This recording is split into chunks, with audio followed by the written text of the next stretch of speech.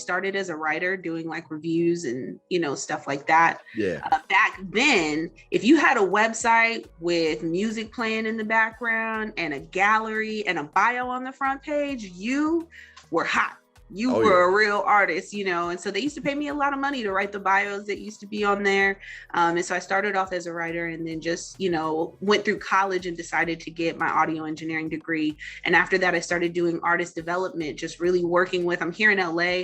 All of my friends are trying to win in music. I was in a singing group. We got, an offer from Warner and all of that. But my grandfather said we sounded like Dying Cats.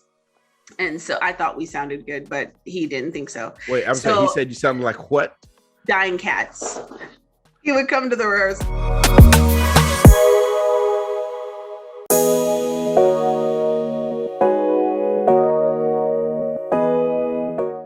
Hello, and welcome to another incredible episode of Music and Nostalgia. Yes, it is I, your host, Dapo Peters, and we are here again. I'm way too excited today because I have a super friend, my sister.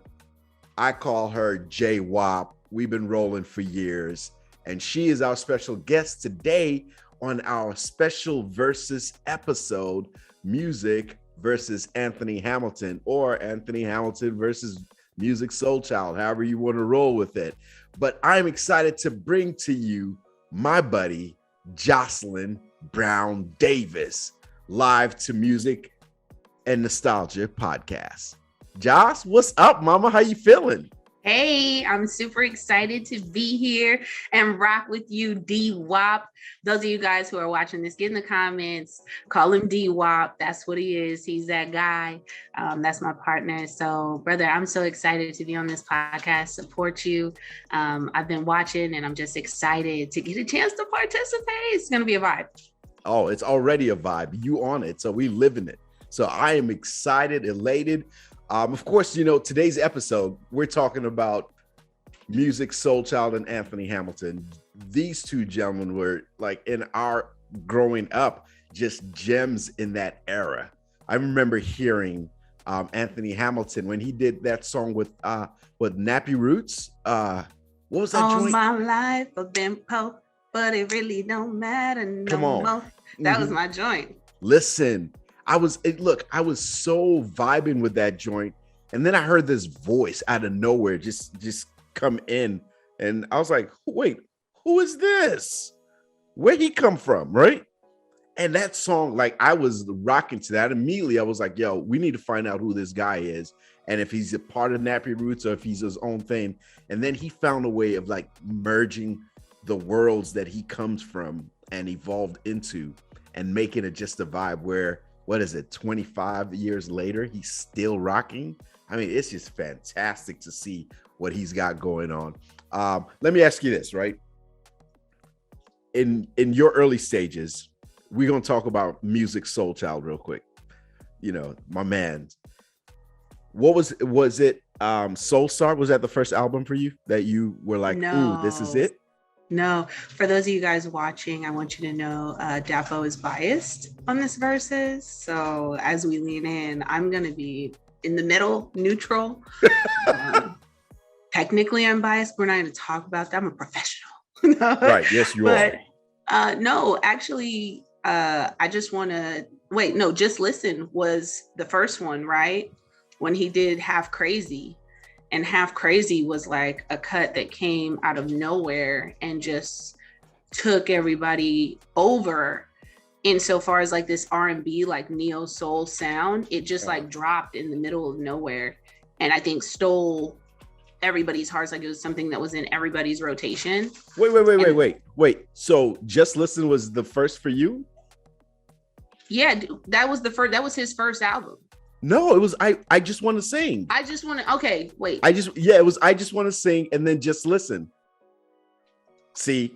Let me get it right. No, Just Listen was first. I got this. Wait, Just Listen was first? Just Listen was first. Soul Star was next. Love and Music after that. No. Wait, so I Just Want to Sing isn't on. I Just Want to Sing was where Love came on that album. and Just Friends. That Because was the Just first Friends one. was on the movie. Oh man, I hate when I draw a blank like this. We just talked Nutty about Professor. it. Nutty Professor. I'm like, Yeah, we just talked about that before we started just talked recording. about it. Yeah. So, but Just Listen was the one that captured you. Is basically what we're saying, right? Yeah. So, well, that's not true because Just Friends was a super hit, and I knew that song too. So now, I think honestly, when we're talking about like my nostalgia and my memories, I didn't have attachments to like Just Friends and all of that. Like it was a jam, it was a vibe. Yeah. But I think my memory started with Just Listen. Right. And then moved into the other albums. But that, it's funny, right? What I love about Just Listen is that it's a lot of the songs on Just Listen are follow-up to I Just Want to Sing, right? Right. So like, and additions like tack-ons. Yeah, and it's like a new perspective on certain songs. And I was like, oh, that's a great perspective. Like you met her, she was 17, now she's 25, and so it's like different narratives. So I love the fact that Just Listen really anchored itself to you. And then of course, what song on Just Listen really can you think of? But you said Half Crazy, right? Well, Half Crazy ended up being, so that Just Listen album ended up being at a time when I was like young and figuring it out, right? My mom had passed away. I've got my little brothers. I'm helping my aunt raise them. I had decided that I was going to go to college after getting F's my whole scholastic career. I was not the greatest student. And I was like making this transition that, I'm going to go to college, and just really making like decisions that, people doubted me on and things like that. And so I decided to move in with my aunt and go to a different school and help her with the boys and things of that nature. And so that album was something that was in my regular rotation, right? Half Crazy, Don't Change, like all of these different songs off of that album. And I remember, so vividly, and I'm going to jump into the next album too, because me and my brother used to listen to music all the time. Now they're young, right? They're in, elementary school. I'm in high school at this point. And I'm, introducing them to music, and this Neosoul thing was taking over, and I'm a hip hop head. So the way that they were able to take hip hop and sing it, it became like it, honestly, to this day, I don't even know how you explain Neosoul. Like it's a sound all its own, right? Yeah, it fits in so many different pockets. And so he started falling in love with this album with me. And then that was when Soul Star came out. And so hit the hot. Come on. No, listen, if I get started, I'm gonna bust some eardrums, but people are gonna feel my heart. I'm telling you, we're gonna hit the Mariah Carey falsetto if we feel the spirit. Let's start at the falsetto. It's a safe place where people just know when you're singing that high that you're not really trying to sing, so they have no reason to comment that. Listen, this is just me and you right here. It doesn't even matter.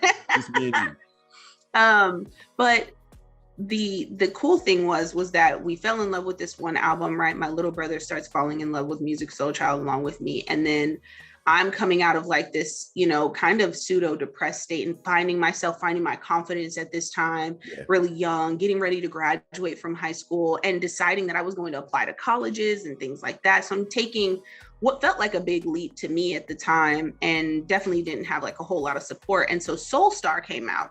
And at this time, I'm waking them up for school, and we're doing our thing in the morning. And when Soul Star came out, the beginning of that album,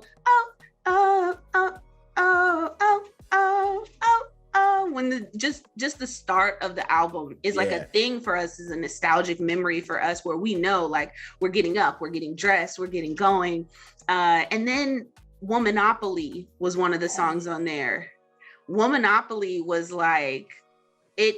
Even though she used to get made fun of for the clothes that she wore, right? Now she's on top of the world, right? And so I would wake up and get dressed and listen to, that album with him.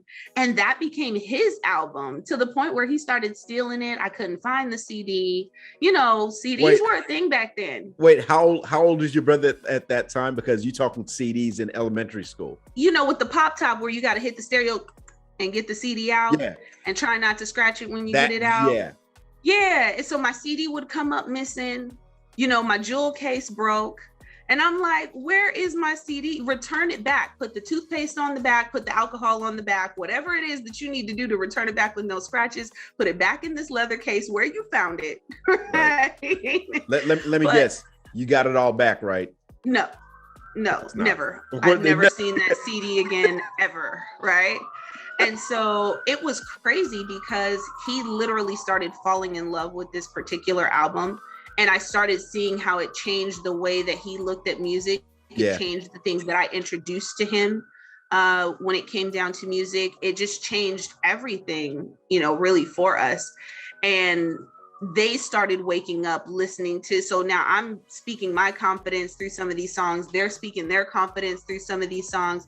And it became an album that was really in that room where the three of us slept. That's how broke we were, right? Where the three of us slept. This became our morning jam, you know, our morning album where we would wake up and get it going. So let's talk about Womanopoly, because what I loved is how he created a narrative around a board game, but gave it to the woman to carry the narrative in that. And he's just singing about it. What are some things that really, and I love the fact that you were just transparent saying that the three of you stayed in the same room. That's how broke you were, right? I love the transparency because a lot of people wouldn't necessarily want to admit to something like that. But that shows, does it show any parallel for you, like the traveling through the obstacles? Is that why that connected to you? Yeah, I mean, it allowed me to speak it into existence. And I related to the girl who was working a job just to help her mama out when we were stuck in the room because I had moved in just to help my auntie out, right? And one of my brothers had given up his bed, you know, so that I had a place to sleep. So it allowed me to speak into existence where I knew I was going, right? And waking up and saying, yeah, this is what I'm choosing, right? To project, right, in the morning. And there was so many different things that just allowed us to vibe in a crazy way. So fast forward, it ended up being my little brother's favorite album, so much so that him and his wife, when they got married, walked down the aisle to Don't Change off of the original, so off of Just Listen, right? And so now that's his favorite artist, right? And so it's amazing how you have these memories that are attached to songs or albums that some people didn't even get a chance to listen to the full thing, right? Some people don't even know some of these songs, right? Womanopoly was not a single.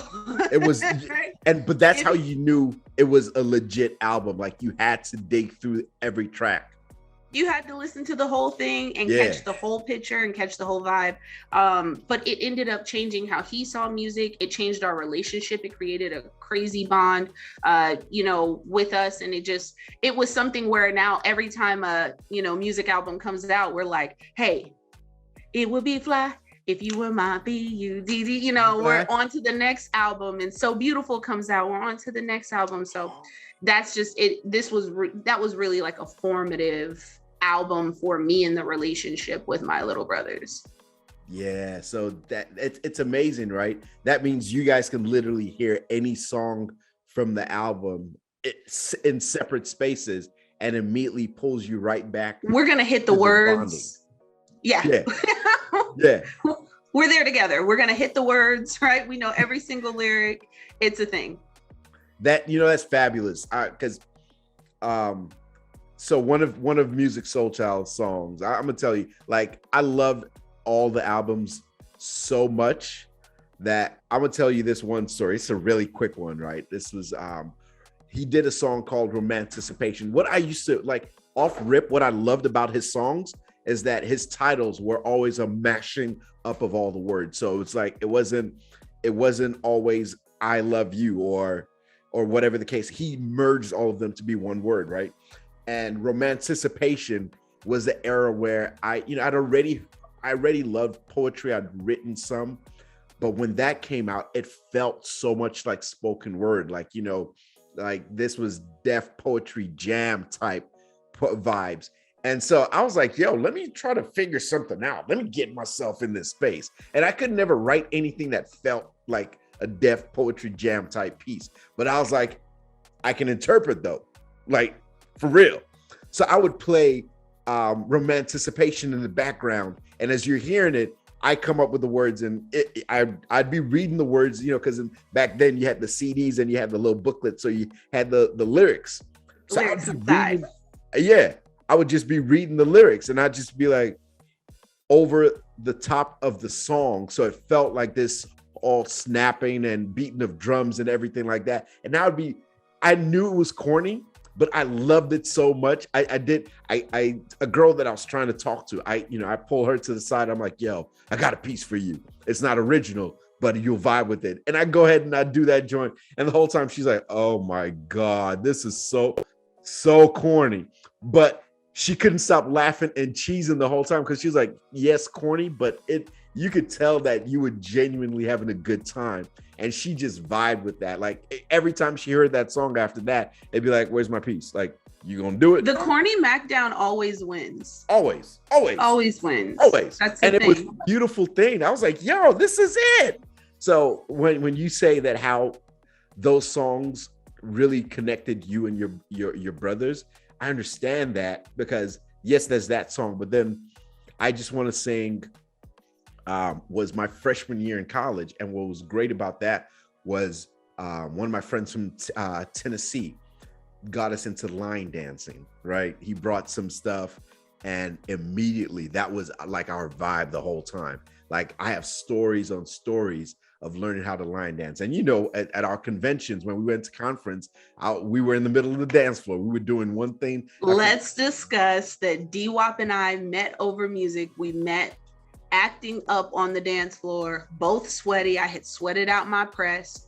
Okay. And we were doing a line dance. That's exactly what we were doing. And that, like, it just legit comes right back every single time to those memories. Like, I remember, like, we just with reckless abandon, we were so excited to just be with family, because when we went to our conferences, this wasn't about business. Yes, it was. We learned the business things. We learned the business technical stuff.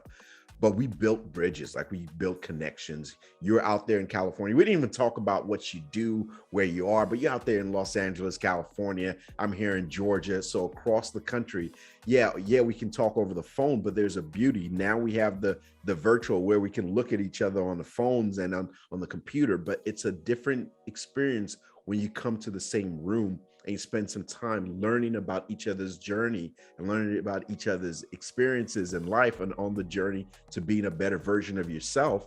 And this is an opportunity where there are things that we knew about each other for years. And there's some stuff like, I didn't know how much you love Musiq Soulchild, right? And it's magnanimous to know that we've grown in so many ways, and we're still growing, and we're learning about each other along the way. That's why you're my J-Wop forever, for life, right? Absolutely. Come on now, across the country and back. That's just what we do. Hey, you already know. So outside of Soulstar and Just Listen, well, not even outside of it, inside of those, are there any other songs that, you hear it and it takes you somewhere? It takes you to a particular moment. Yeah. By the time I got older, So Beautiful came out, right? And I like to step. Okay, that's my thing. Anybody who wants to hit a Chicago step with me or a Detroit step with me, I'm ready, right? And that was a step, a step banger for a little while. So there's just all these different songs. Buddy, right? Like I said that earlier. That was a jam. Like, honestly, I feel like I would go through his whole catalog, and I really can't wait to see what he's gonna do on the stage. The verses, oh my gosh, it's gonna be wild. In which I have commentary for that, but we're going to get to that here in a second. Yeah. So, okay. So it's crazy you say that, right? Like, So Beautiful, I was absolutely in love with too, because you're right. It was something to just constantly move to. But I want to go to another song. I don't know. The thing about back then is you didn't have like all these catalogs where you could just go pick a song. You had to get the whole album, right? But his first album was I Just Want to Sing. And there was a song on there, Merry-Go-Round. And that was a great song. That was so let me tell you the first thing that got me outside. I mean, listening to the song, and when he gets to the MARYHWCOULDYOUBESOCRUELTOMEMY love. I was like, wait. I remember my roommate and I, at the time, this was my high school best friend, my college best friend, my roommate. You had to get a pen and a pad out. We were like, we rushed to our dorm, man, and we were like trying like pause. Okay, go back. And so we go back and try to spell it out. And when we finally spelled it out, we're like, okay, where do we separate? Okay, MARY, got it. And when we got it, we were so hyped because now we're like reading it off, making sure that we get every letter. And it was like we were so committed to learning that joint. Like we felt like, man, there was a test coming up after this joint, and we had to kill it. You had to know what it said, and you couldn't be caught off guard. You had to know, and you had to be able to spell it. You had to practice it. Those were things that I miss about music. You know what I mean? Where we used to literally practice the lyrics and stuff like that. Yeah. And, hold on. Sorry. The dog has a squeaky toy. I'm sorry. You're going to have to edit this out. Now we just, look, it stays in. We keeping it. Oh, does it? Okay. Well, there you go. Juice, go on. Guys, my dog's name is it's crazy. And I made up a toy that he loves. Yeah, it's crazy you say that though, right? Because yes, we had to know the words. And I know many a times that I was singing songs wrong forever, 10 years later still. Right? And you would call the telephone numbers? Yeah. If they put a number in there? I never got a hold of that Alicia Keys was giving me her number in diary. I was like, Alicia Keys just gave me her number. That was my first girlfriend. I told her, I was like, hey, yeah, look, I told everybody that's my girlfriend. She just doesn't know it. We'll eventually connect. She was everybody's girlfriend. Clearly. But music. Oh, I'm gonna talk dirty about my man Musiq though. I gotta say one thing. So we talking about my boy now. Wait. Hey. Somebody got to say it. It's all love though. Musiq. Okay. My man. $100,000. So when he did Half Crazy, because you mentioned that song. Oh, before I even get there, back then, the songs were the hit. But because of the era we were in, the music video was just as important. Super. Right? Necessary. It was mandatory. So when he did Half Crazy, right? Up until that point, he was always wearing dark shades, so never knew anything about it. But that one scene, he's on the floor and he's tearing up about how, Half Crazy, and his glasses are off. And I was like, wait a minute, what was that? And that was the first time I realized why he was wearing glasses the whole time, because he was so smooth with it. Bilal had his little look. He was like the man, like always. I was like, shoot, I'm gonna start wearing glasses too. I have some pictures of me wearing colored glasses because I was trying to be cool like him. And then I realized, he's doing it for a good reason. But Half Crazy, nuts. Like, I don't know what could compete with Half Crazy when you think about it. It was an incredible song. It was an incredible visual. We ain't gonna talk about my man's visual situation. I don't even know why he had to do Musiq. He didn't even mean to bring that up. I did. But it was the beginning of, the second album, usually they say like your sophomore album, you have like sophomore blues, right? Yeah. Where, we don't know if people are really gonna vibe with it the same way they vibed with the first one. Yeah. But it really kicked him off. It really kicked him off in an entirely new way, and allowed him a whole bunch of different platforms. By the time Soulstar came out, he was like already solidified. Yeah. Legendary. That was like, there's so many artists that we could bring up where their first album solidified them as legendary, like off the rip. And Musiq was definitely one of those, where that first album came out and you just knew that you had caught yourself a star. Oh, yeah. See, and okay, so folks are going to be like, yeah, she sounds like she knows what she's talking about. Let's roll it back a little bit. I don't know how to ask this question without making it just kind of, instead of just a what do you do? You've been in the music industry. what are some of the things that you've been able to accomplish in the music industries? Who have you worked with and help as far as like what's the basis of what you do in the music industry? So folks understand, because you're talking real technical a bit, right?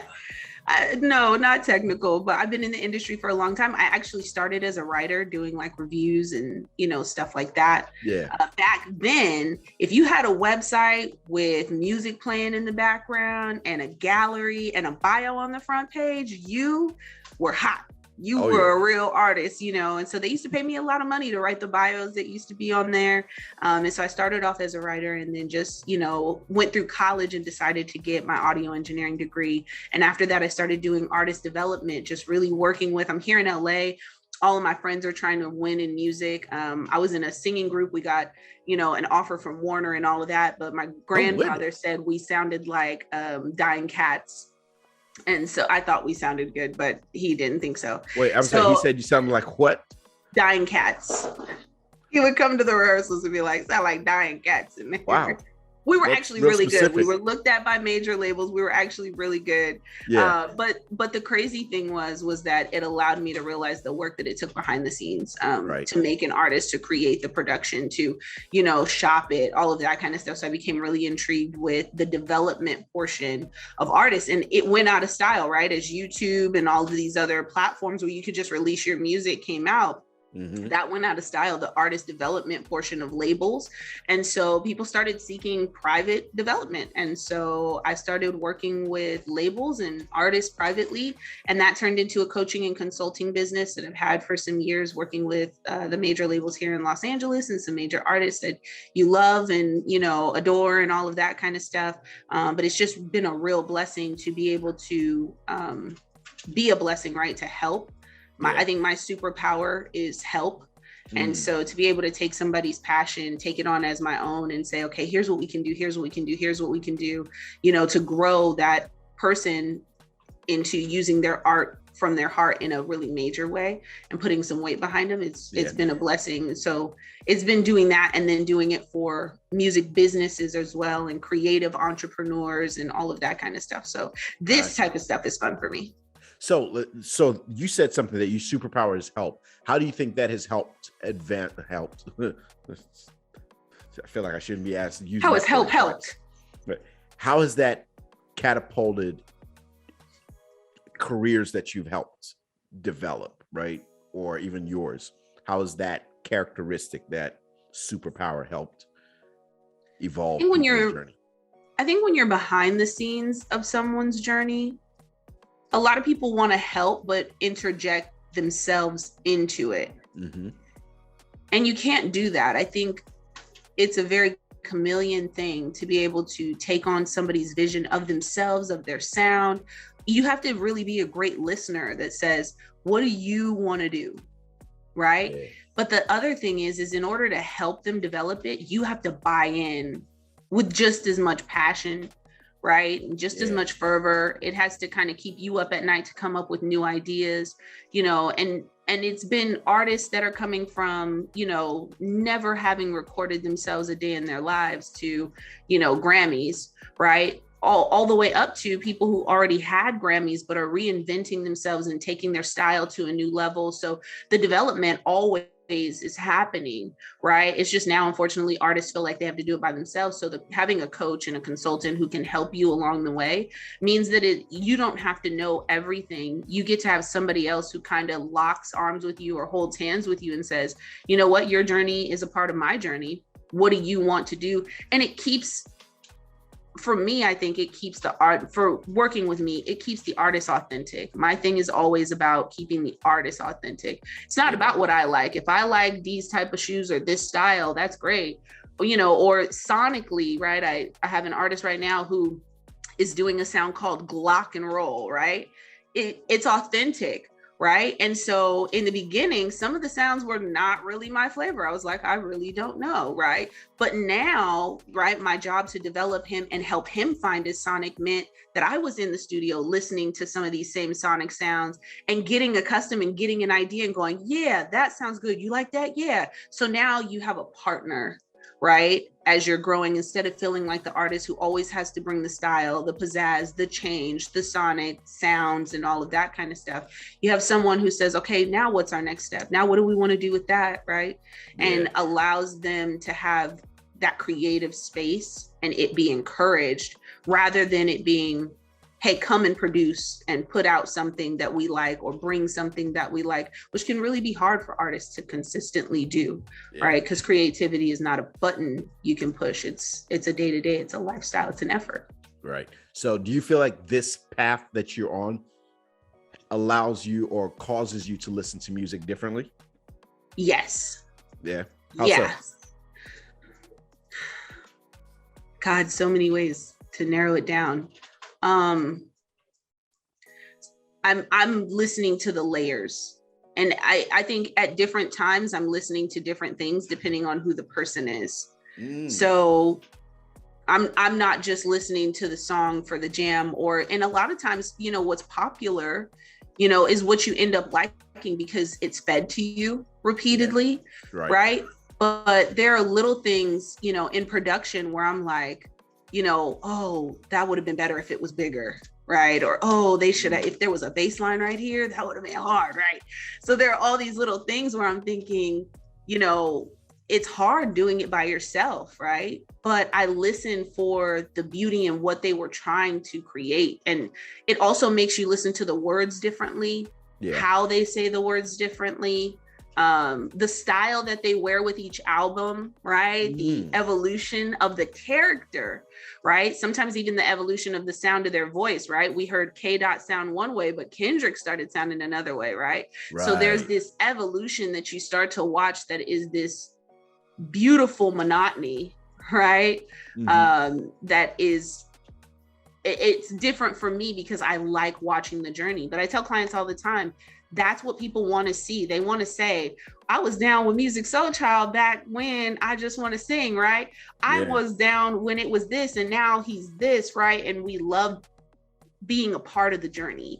And so I listen to be a part of the journey for the sonics, for all of that kind of stuff. And the little things. I'm really into interludes and changes and drops and, production, all of that kind of stuff. Just, it makes me happy to see. It's like looking at the seed and watching it bloom. Like, that's the fun part for me. That's a great perspective, right? Because when you think about the ordinary listener, like for instance myself, I don't sonic, all of that, I don't get it. But with the feel, what I feel in that journey, or in most instances, where it takes me when I hear it, right, is all that I'm listening for. So it's magical that there are layers, which I think, from what you're saying, informs on how you appreciate the music.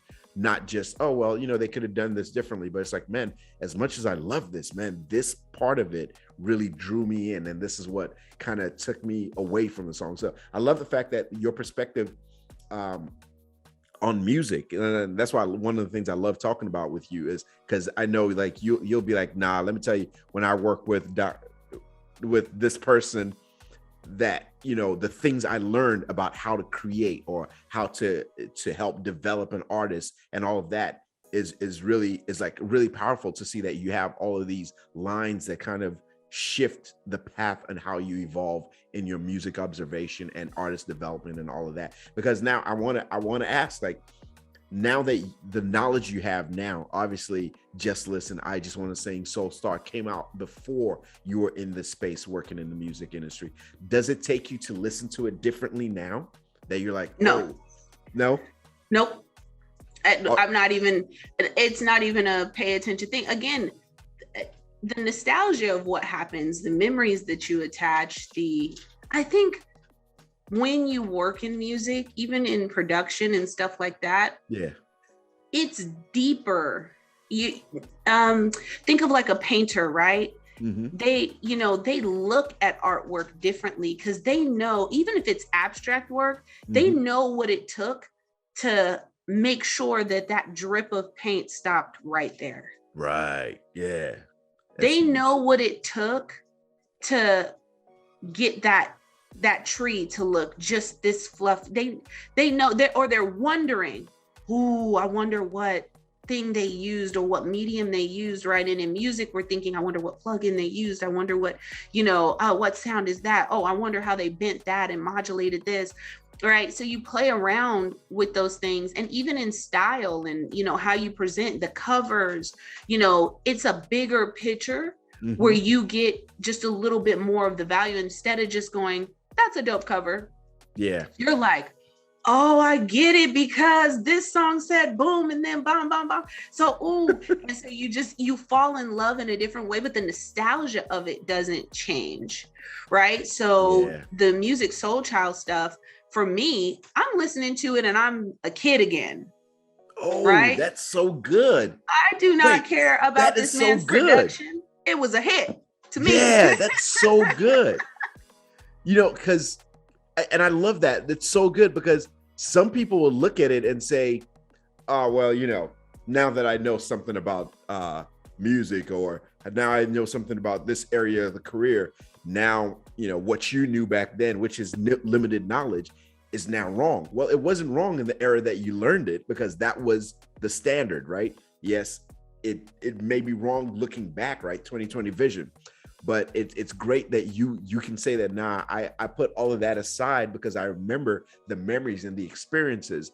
They come back to me as I hear those songs. So it doesn't matter what I've learned differently. Those in that era of music, the neo-soul feel from that era, that was the era, right? That neo-soul feel doesn't have an equal, because it really created its own lane. And even though there's a resurgence of that type of sound right now, it was buried in that era from like the mid 90s to like the mid 2000, maybe 2010. So I love the fact that you identify that in the way you appreciate and respect music, And you start to appreciate it in all the new stuff, right? All the new R&B artists that are coming out are taking this neo soul thing and bringing it back. And for a while, everybody was like, oh, R&B is dead. Oh, R&B is gone. And it took artists like, Daniel Caesar and, SZA and her, and, to bring it back and bring just like this element. And here's the crazy thing. If you take the songs that they're making now, and if you transpose them into that time, a lot of them fit right on in.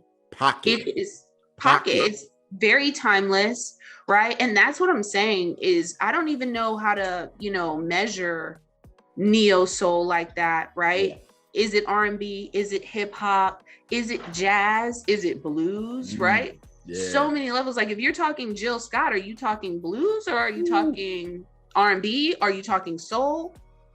Are you talking hip hop? Because let's not find a Roots album. Yeah. Right. Yeah. So like the Musiq Soulchild stuff for the verses, I think one of his cheat codes is going to be what he did with the Roots. Coming to break you off and get this started. Coming to break you off. I think that's going to be. Look, if he bring out Black Thought, what? It'll be wicked. It'll be wicked. Codes. Yo, but like all of these new artists. Oh, I'm sorry. Go ahead. No. Go ahead. All of these new artists have sampled Musiq Soulchild stuff. Kalani, SZA, what's the boy who shot Megan in the foot? What's his name? Oh no, I'm drawing a blank. But y'all know who I'm talking about, right? The boy with the anyway. Him. Right. But he did the Chicks mixtape, and he has right. And these are like classics that were sampled, that music is sampled in the songs, and they're hot. Ty Dolla $ign, they're hot. They're hot songs. So he has some cheat codes where he can go back and bring some of the old school features and stuff, and where he can come and bring some of the new school into. It's funny you say that. I heard a song the other day, and I heard the first few notes, and I was like, oh, I'm about to go off. And I thought it was Musiq Soulchild, and it was not. And my heart sank. I was like, wait, I mean, it's still a bop. That moment when it's a sample, but you're sad. Yeah.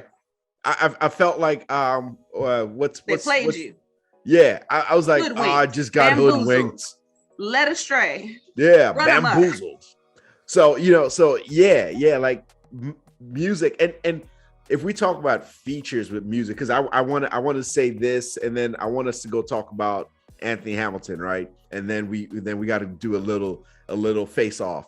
But Musiq Soulchild also featured with some really great artists. Like when he had one of my favorites that he did. Oh man, I can't even say one of my favorites because then I have to list them all off.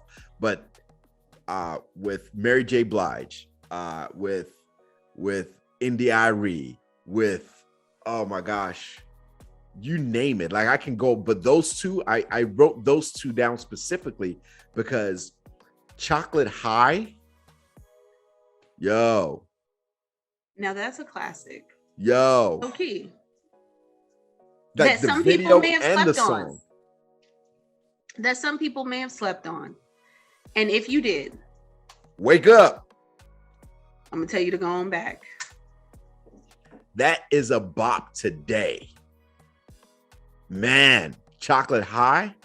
Because I mean, it was such an indelible mark on Black love, right?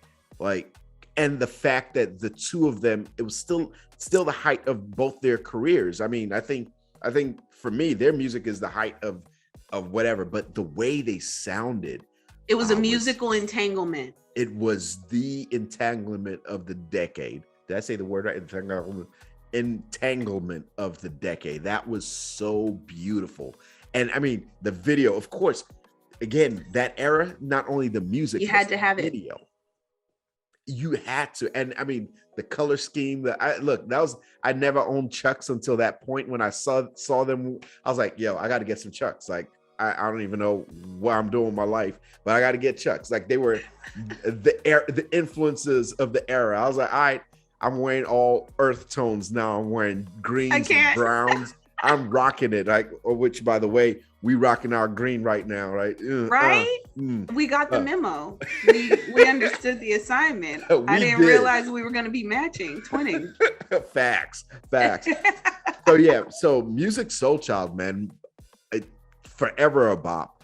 But let's go to my man Anthony Hamilton. Like, I feel like it's like my introduction. We already talked about our introduction to him. That was with Nappy Roots, right? But his first hit for me was Charlene. And that was such a defining record for him, right? Because that came out and it really set the tone of how he would be identified.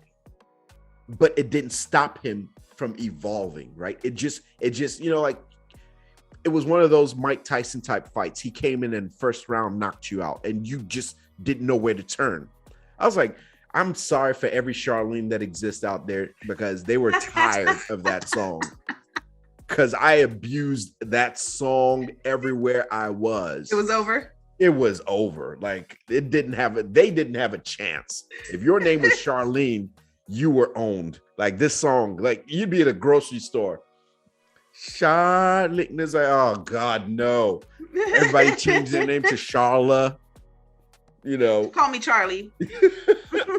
It was that real. Like, everybody was so sucked into that. I was so amazed at how quickly I fell into that song. Do you remember that song? I remember that song, but before we get into that, I have to say, I gotta give him, like, not just this, like, Nappy Roots honorable mention, because not just him, right? Nappy Roots opened a door where they were really taking this, like, hip hop country thing, crossover thing, to the very next level. And it worked so much so that you had people come out of that, like, Field Mob, right? And hits with Sierra, and just, there were so many different artists that ate off of Nappy Roots, you know what I mean? Yeah. Getting together and creating this thing. So many stars came out of that, right? That it was just an undeniable transition in what was happening in music. And again, that Neosoul thing where you're like, is it rap? Is it hip hop? It was this gender bending, fluid time in music that was pivotal to opening up what hip hop sounded like and everything that was under its umbrella. Yeah. Why do you think that is? Why do I think that it was so transformative? Yes. I think that there were a few things, like number one, the whole Neosoul sound was transformative. Is it hip hop? Is it R&B? Is it soul? When they added that country element, what?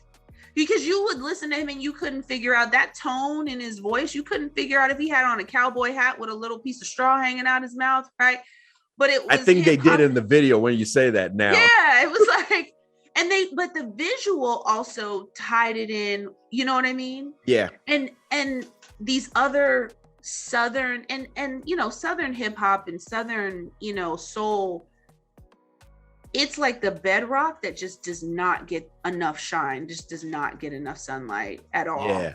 Because it's the foundation, the furniture, everything else is covering it. And you just don't even realize that without some of these moments, you wouldn't have somebody like an Anthony Hamilton, So that then sent him to, I think, work with JD on this first album that we're talking about. Mm-hmm. Right. And so then, this So Def collaborative, but he brought something really different to their camp too.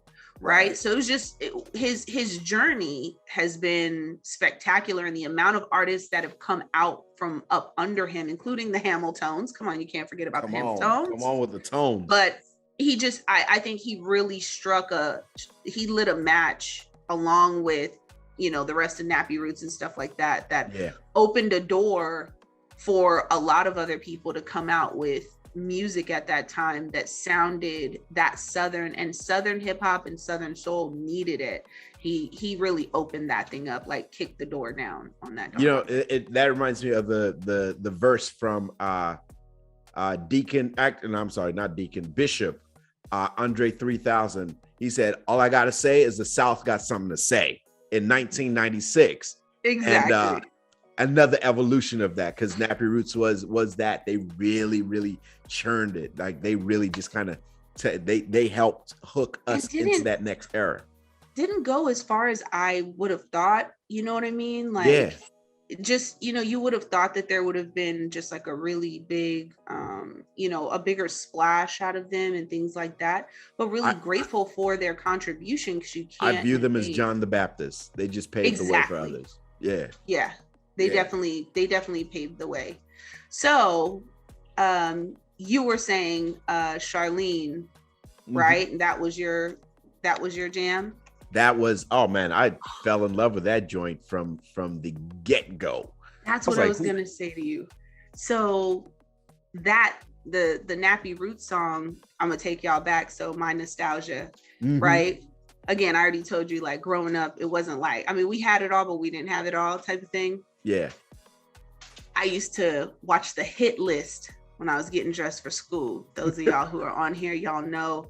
In the morning, right? You weren't, you were either listening to the radio or you turned on the TV and you were watching videos, right? Yeah. And so that Nappy Roots song takes me back to ironing my clothes that I had gotten from the thrift store. My granny loved buying me clothes from the thrift store. Right. And so, you had to watch the hit list in the morning, be up on the current hits, know what the video looked like. Like you said, that was pivotal. So that being the introduction, that's my nostalgia. When I think Anthony Hamilton, I'm immediately dropped into the hit list somewhere, ironing my clothes. Let's talk about Hamilton's voice, Anthony Hamilton's voice, because he sounded somewhere in between church, tabernacle. Yeah, like, sex. He was one of those deacons that could sing. And he was also the brother in the barbershop that was wooing all the ladies with his smooth, silky sounds, right? Like he was somewhere in between. Like he just created his own lane. I was like, let me just get one note right like he can, and I'll be a problem. But because he was just, what was the song? Coming From Where I'm From, right? I think that might have been the first one that came out after. I don't. Yeah, no, actually it was. It came out right after his joint with Nappy Roots. And I remember when we heard that, I was like, no, wait, this is the guy that we heard in that other song, and to see his evolution, like to go solo, because that's tough, right? Like when you come from something as big as Nappy Roots, like it's like, yo, like you got to come correct. And he did that. And I was like, this guy really has something here. And I remember thinking like, this song can go up against most any song that's out right now. Yeah. Got time and a story to tell. Boom, boom. Started when I was 9 years old. Woke up and daddy was gone. I started hustling and they couldn't tell me nothing. That joint was a storytelling. And that's it. Like storytelling is so well put together. Like you followed him. Like you could see him looking for daddy. Like, oh my gosh. And it even took me to the episode in Will Smith when his dad showed up and then disappeared. Like that's what I got from that hustling it was really just so smooth, the storytelling. Like I was like, dude, like, bruh, that's the truth so about good. Anthony Hamilton is songs like I'm a mess right now. Can't sleep. If you haven't had a breakup to Anthony Hamilton, you missed it. You missed a moment in life. It's a thing. Funny you if say you haven't that. fallen in love, like the My First Love song, what? Those are like songs where you're like with him. Yeah. On like you feel like you I don't want to say like you feel like you're in love, but you feel like you're in love with him. Like you feel sad with him. You feel like you're laying on the floor crying too. Yeah. But that's not only the way the words were put together, but just the way it was delivered to us. Like like that's why when you talk about the Hamiltons, I'm like, this, sir, it's unfair. Right? Yeah, go ahead. Go ahead. I'm sorry. It is unfair. No, because he was so soulful. I think that's the best way to really just frame it. Every note was like from the depths of his soul. He didn't have a throat sound in him. Everything was soul deep. And from the belly. Oh my gosh, like all the way down. I was like, how did you get there? And he does it with what looks like no effort to me.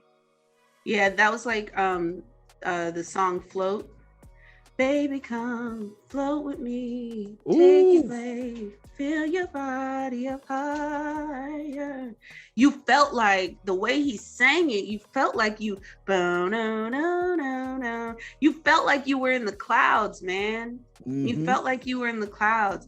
He has a way of telling the story and vocally just, again, there's something to be said about looking at this bigger picture and watching him use his tool or his medium, his vocal cords, to facilitate something that you can close your eyes and absolutely see. Yeah. Right. Yeah. And that's what my brother was saying about Musiq Soulchild when we were talking about it. He was like, I could close my eyes and see love. I could visualize, I could close my eyes and see love.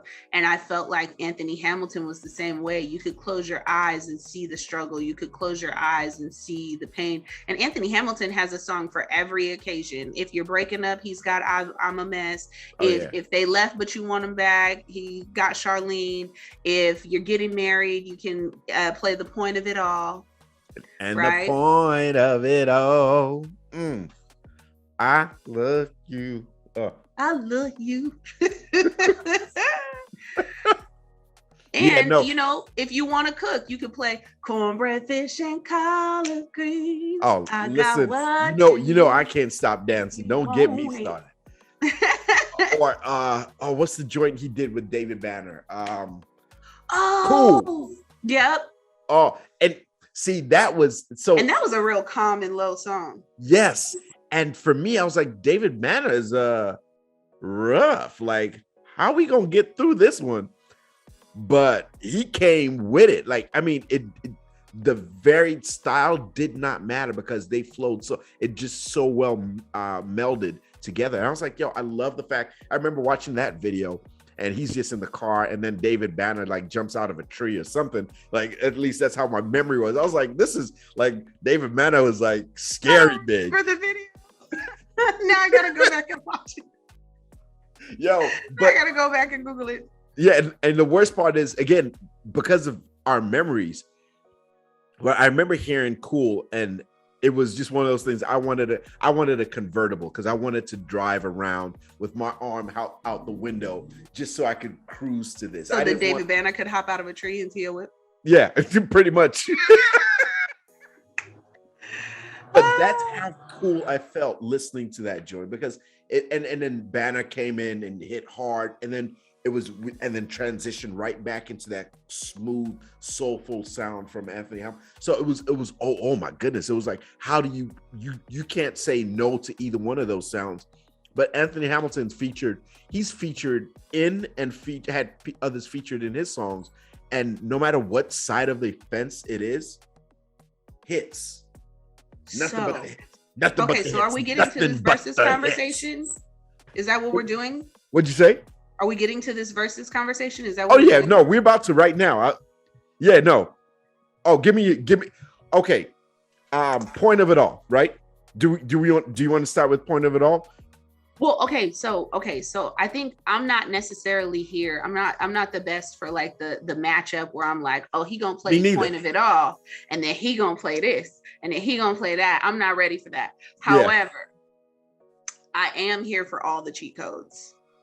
Come with it. Oh, see, that's that's why you're here, because you know Anthony stuff I don't. Hamilton has some cheat codes. Yeah. In the beginning, I was like, okay, music's got this. These cheat codes that Anthony Hamilton has, and quite no. What's his cheat code? Number one, we all know, if you watch Verzuz, that if you have a Jadakiss song and you bring Jadakiss out, forget it. Yeah, forget it. Yeah, okay. Jadakiss, why, when he was coming back into the game? Ruthless. Why? What? Featuring Anthony Hamilton? What? Ruthless. And he was all political and stuff. You remember that video? It was all black and white, and they had the signs, and they were protesting or whatever in New York. Like, yeah, what? That's a cheat code. You bring out Jadakiss. Anthony Hamilton, bring out Jadakiss. I'm telling you now, that's a cheat code. It's going to be one of the last things he does, but I'm telling you, it's a cheat code. You ready for another cheat code? Come on. So in love with Jill Scott. So in love with you. Oh my, yeah. Cheat code. Okay. Jill sexy behind come out. Cheat code.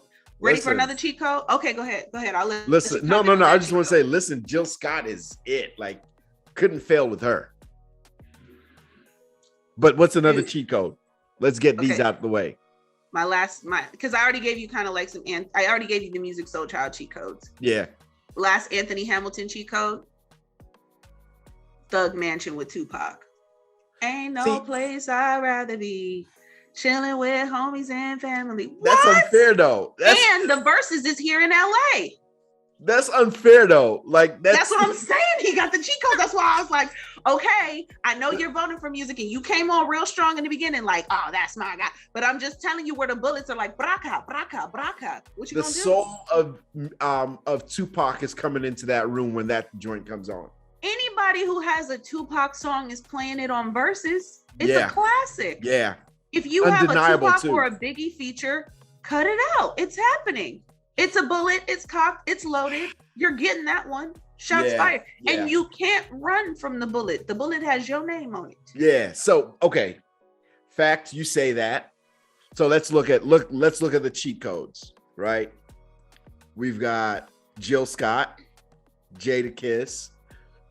Those are just the ones I can think of where I was like, yeah, we're just looking at these right now. and what are Music's cheat codes right here? The Roots, yes, is a cheat code.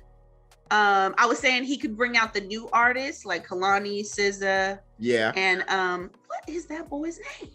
I like him too. I'm gonna get it. Starts with a T. But he can, bring out some of the artists that have sampled him. Mm-hmm. right? So he has that cheat code. I don't know what other cheat codes.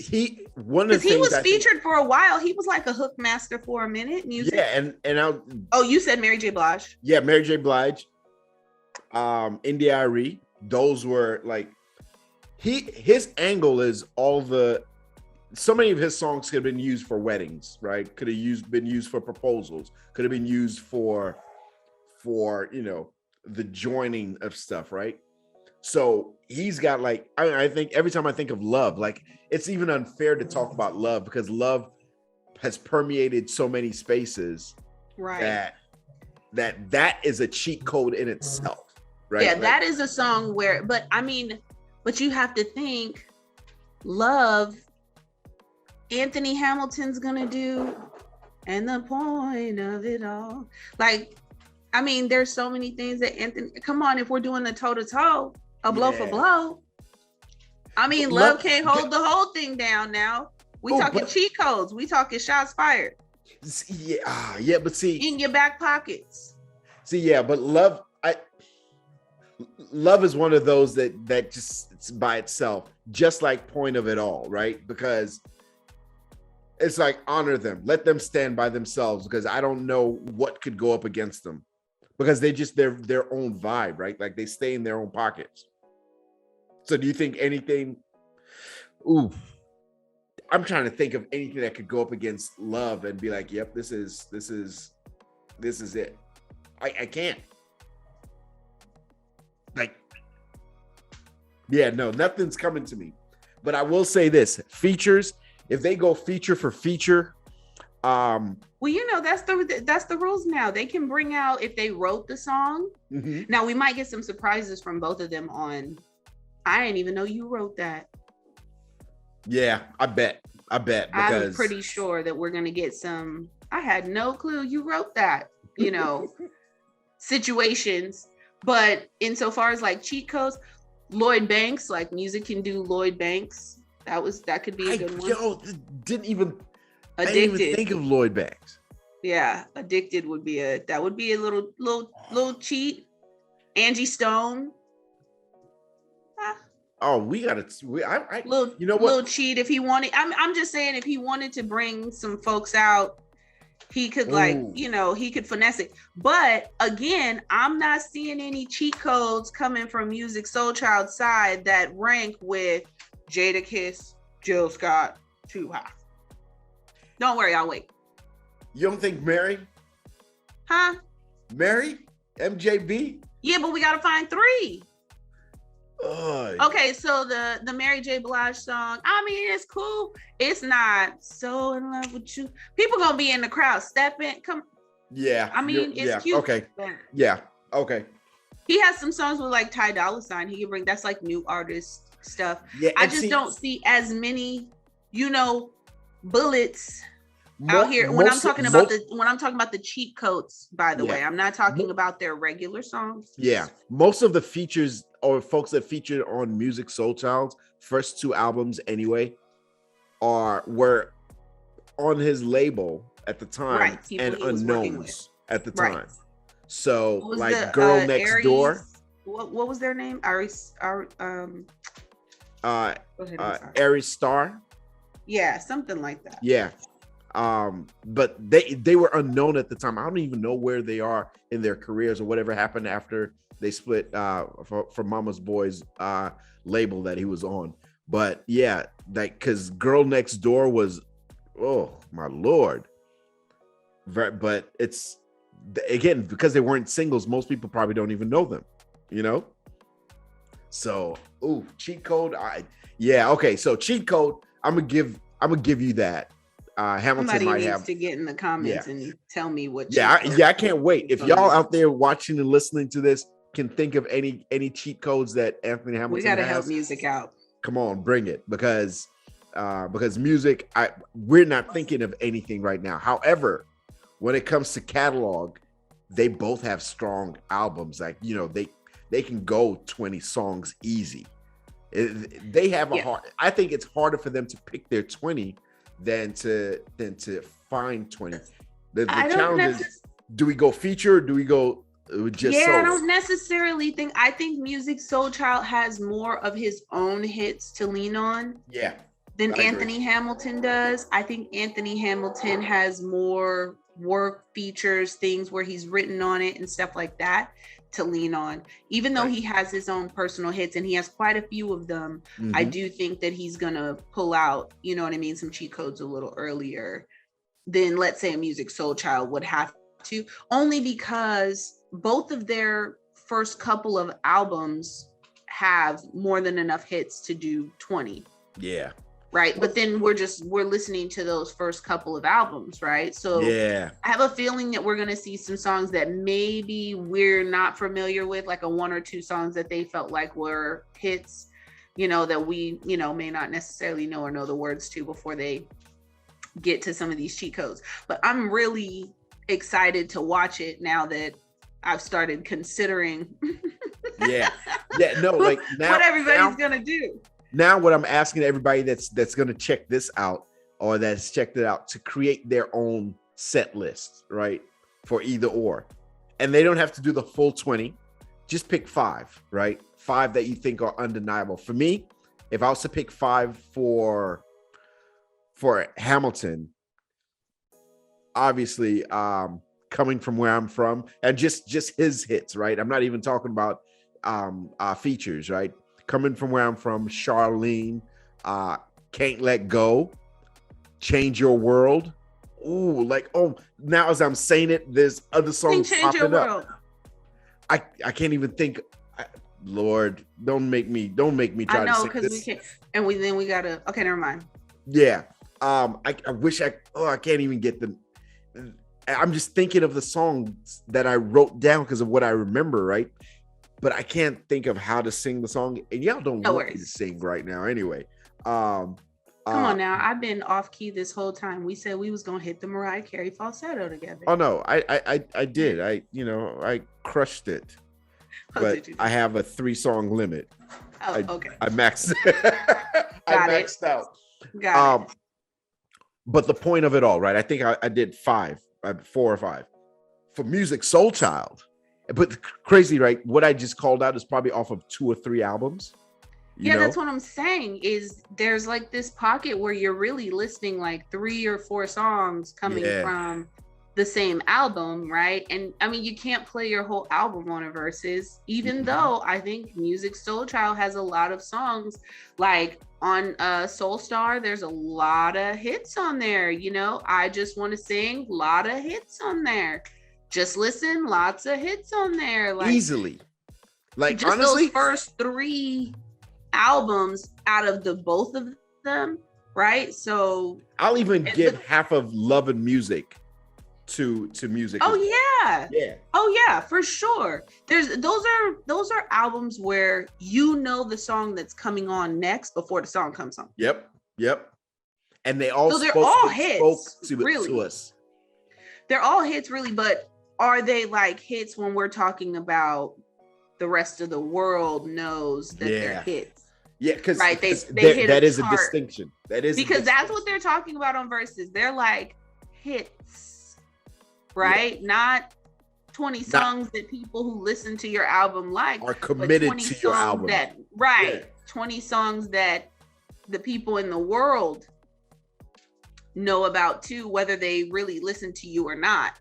Okay, so here's a question for you. Can you pick 5 songs that you can think off the top for Anthony Hamilton? They'd be like, you know what, I can rock with these being on the set list. Number one, I'm gonna say, if he doesn't bring out Nappy Roots and give those men a chance to rejuvenate their situation, I'm gonna be upset. So he has to do that. I agree with you on coming from where I'm from. I think there were like some other ones though, like I said, First Love. I'm a Mess is like a I can't let that one go. He had like, and I don't know, like I wonder if they're gonna sing. Are they just gonna play the jam and kind of sing? Or is he gonna I hope they're singing. I hope they sing. Ooh, I didn't even talk about Us by Anthony Hamilton. That part. And Better Days. Oh my goodness. Like, yeah. Yeah, I can't even pick. Like I literally, I cannot again, pick. We are on the Anthony Hamilton playlist. So music, what somebody call music and I'm just saying. He needs to go to rehearsal and start prepping. I'm scared. Oh no. He's about to kill it. But Musiq Soulchild, I can pick 5 and still feel like I'm cheating Musiq Soulchild. Just like I agree with that. When it comes down with hits, I agree with that. And I think that, like I said, Musiq has more of his own hits to lean on. Than I think. Absolutely. But I'm rooting for the whole team. I'm rooting, me and my family have already decided, Musiq, we're riding with you till the wheels fall off. Right. Oh, that was your declaration of your decision. That was your okay. But he's like, and you can see here what side I'm on. But one thing I will say in their style of music, and see if you vibe with this, right? They have different sounds in a sense that Musiq Soulchild is not pop, but poppy, like a more youthful crowd, because he talks about falling in love and all this stuff.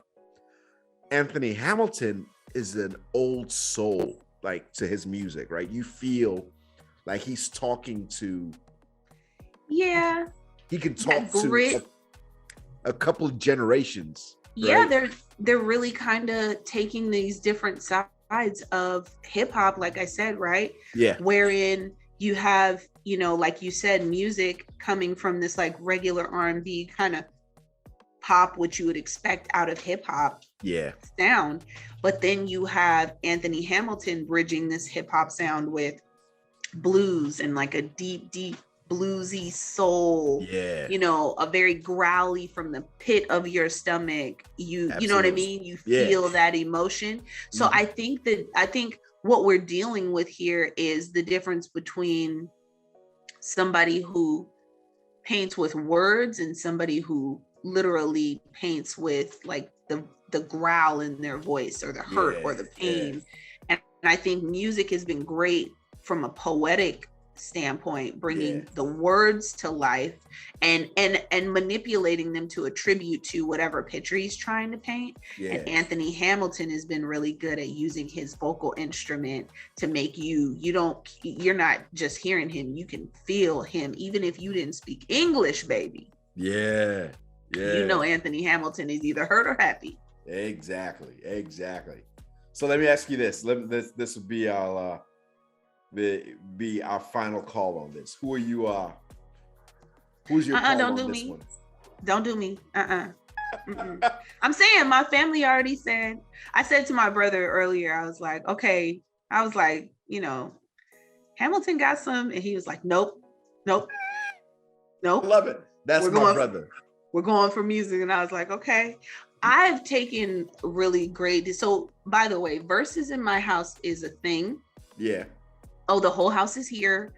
We put a strobe light that goes into, the lamp, and, so everybody's here. It's in everybody's calendars. We get together, Verzuz is a real big deal. The babies are in here, and we're all watching, and we're all talking about, and we're all dancing and doing whatever the old school thing was, and, all of that. So I have done a very good job of staying neutral and waiting to see how it's delivered, because there are artists, just like when we saw, Dipset and the Lox, right? Yep. It is literally about how you prepare your catalog. It's not about the fact that you have it.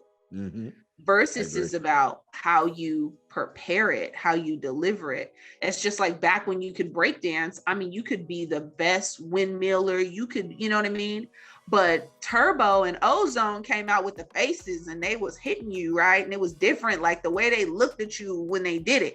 It's the delivery that matters. So I can't even decide. I never choose on a Verzuz deciding based on like catalog and stuff, because I feel like when it comes down to it, the way that the delivery happens makes all the difference. Like Big Daddy Kane and KRS-One. I'm a KRS-One fan. KRS-One over everything. Oh yeah. But I mean, Big Daddy Kane came out and did some things. So I'm not choosing. Do not do me. Do not put me in that position. I'm not choosing. I'm going to wait and see. But we know whose side you're on, and you know my house is on the same side as you. Organically, yes, but it's hard. It's hard. This is he better bring the Hamiltons out. Yeah, look, that'd be another cheat code. Honestly, factually, Nappy Roots, the Hamiltons. Yeah, has to happen. Jilly from Philly, ruthless. See the and well that and the other thing is her and Musiq Soulchild have such a connection that yes, you know, that Philly thing. Yes, she would be crossing lines. You know what I mean? Yes. She'd be crossing picket lines if she ended up on Anthony Hamilton's side. I didn't think about that when it came down to the bullets. So maybe Jilly from Philly may not. Listen. It's going. What song does it's going to be with wild. Jill Scott? Do they have a song together? Now that I'm thinking about it, I don't remember anything, but I relate so much of their journey because they came out in the same era, right? That their songs aligned to me. That I honestly feel like they should have done multiple songs together, but the fact that it's not something we can think of off the top of my head is mind-boggling to me. Yeah, that is like I did some research on both these artists, and that's something I never saw. So it'd be interesting to see. I definitely want to dig deeper and find out what's there. I'll probably go live on this just before the Verzuz happens to get a feel for where everybody is on this event, because it is an event and I can't wait. I'm looking forward to it. I truly believe that this is going to be one of those tone setters for how we shift the way we look at Verzuz, right? Because well, before I even go there, let me ask you a question about Verzuz. The fact that it's an event for you, what's your perspective? Like, what do you think Verzuz has done for the culture, for the musical culture of bringing relevance to songs and artists that really have been forgotten, not because they don't have fans, but because there's a newer generation that's not getting a chance to experience them because of the era that they were in, versus, you know, like going far back to like the 70s and the 80s. There's such a variance in their style to the current style that sometimes you don't think of the in-betweens, like this late 90s to mid 2000s. I think the way that we introduced music to our lineage or our legacies or our children was different back then, and a lot more intrapersonal. A lot more intimate. Because we, you know, back then you had the album, right? We're handing you the record. You could tell that the vinyl was sensitive. Yeah. You touched it. You're looking at, all you could imagine was the music and the cover. Mm-hmm. You know, and then we moved to like videos and things like that, where we could, you know, show you the video and what the video looked like. And now, because it's so digital and so much music comes out. Yeah. It's different when, you know, some of these songs back in the day, it was impacting the whole community. You weren't going anywhere without knowing the words to this song or that song. Yeah. Right? You weren't going anywhere in the community where if you were at the barbecue and you heard boom boom boom boom boom, you knew, like, exactly. So there was a community of people where, as a teenager or kid, or, you know, somebody coming up or somebody who had never been introduced to that song, where it was affirmed, just, you know, it was affirmed. And so, and the intimate exchange. So I think Verzuz has allowed for there to be another way to create that intimate exchange that doesn't just sound like, you know, back when I was, you know, you end up sounding old, even though you're not. It's like, you know, back in my day, right? And it's like, you know, we were listening to things that they're still listening to today, right? Absolutely. Where the generations are not so far removed, right? Mm-hmm. They have more access to it, but we also don't bump going down the streets the way that we used to.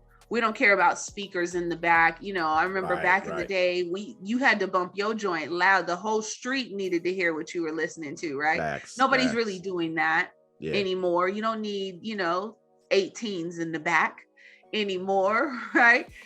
So and especially COVID, we lost like a lot of the intimacy of having these conversations. And I think COVID put people back in their homes and allowed for us to play music, DJ Nice, right? Club Quarantine and stuff like that, just allowed us to play music that maybe our kids had never heard before, and they're stuck in the house with us jamming. And it allowed us to create time for memories. And I think Verzuz allowed us to also learn stuff that we didn't know, right? When they were talking, when the producers were playing songs and you were like, what? Babyface wrote that? Right.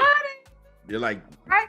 Or even when Timbaland and Swiss did their first one, I was like, Swiss did that? That sounds like, now that I listen to it, that sounds now like you Swiss. Hear it. Yeah. That's crazy. Yeah. Right. So then even people who know the music are having like these aha moments. And then the kids are having these like, now I have a piece of information that most people don't know moments. And you know what I mean? So it just becomes this beautiful experience. So in my house, we lock down, and I know Verzuz comes on at a time where, company-wide, we're normally doing things and stuff like that. And my family is very strict. Like if it falls on the time, they're like, sorry, you're missing it, lady. Go be on your Zoom or whatever, because we're doing it up in here. So, you said something earlier, and I want to bring this back from the beginning of our talk.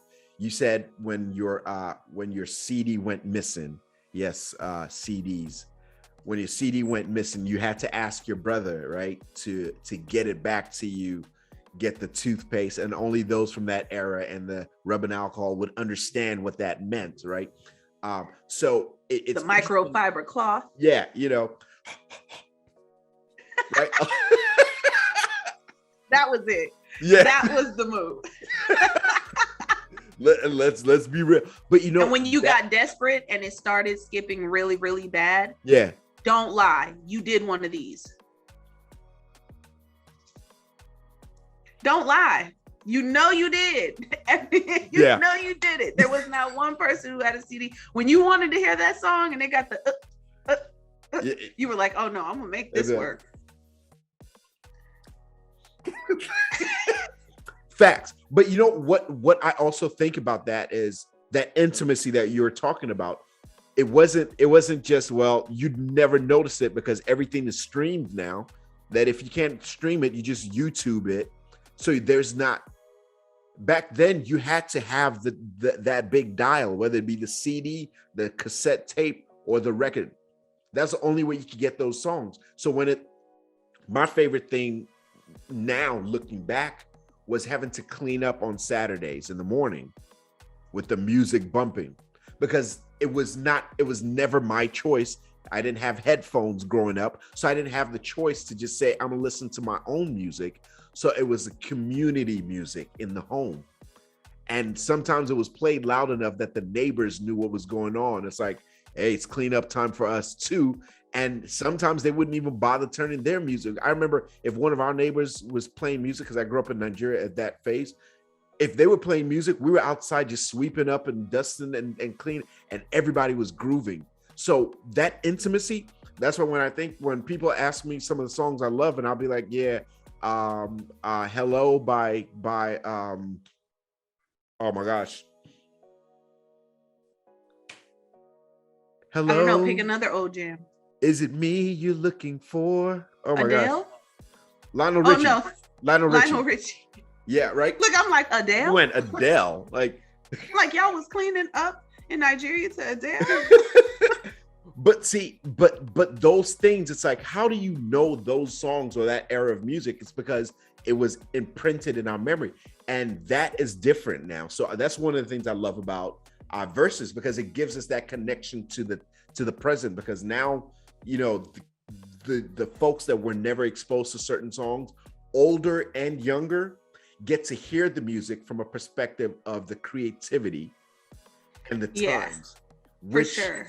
Which, like, I can think when my folks, my aunts and uncles would hear me listen to some music, they'd be like, whatever, it ain't this, or they just took one of our tracks and remade it.